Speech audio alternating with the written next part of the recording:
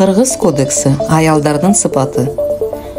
Орозбек Түгөлбаев Кыргыз билим берүү академиянын окутуучусу. Элибизде элгертен бери аялдардын сын сыпатын талдап, жакшыларын даңктап, начарларын мисал кылып, кылымдан кылымга, ооздон оозго өткөрүп, аңыз кылып айтып келген эмеспи? Биз ошол айтылгандарды сыдыргыга салып карап чыгып, айрымдарын дагы бир жолу элдин элегине сунуш этүүнү оң көрдүк.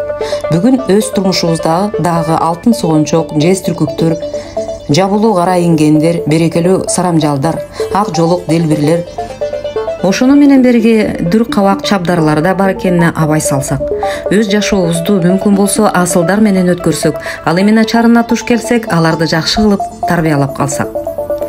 Арка ремчек акылгөй тараз. Бул зайыптын курагы 30-40 тегерегинде бала бакыралуу болуп калган кези болот. Барган сайын сымбаты чыгып, тоо кийгенде маңкайып турганы үчүн арка ремчек атка конот. Бою өтө бийик да эмес, жапыз да эмес, тараз болот. Байынын акылчысы, дайыма кайыптан акыл таап, жакшы идеялардын генератору болгондуктан акылгөй тараз деп коюшат. Ак көрпө жайыл же ак дасторкон жайыл. Ал атка конгон ургачы да токтолуп калган кези болот.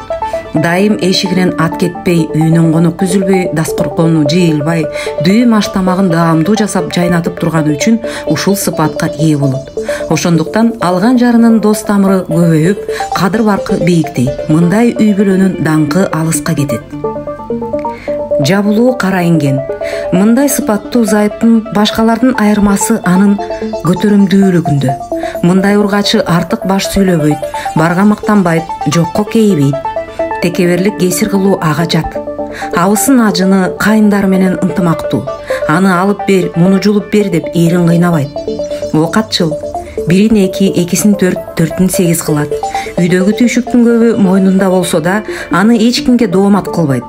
Жүгүн нааразы болбой, Кудайга ыраазы болуп тартат.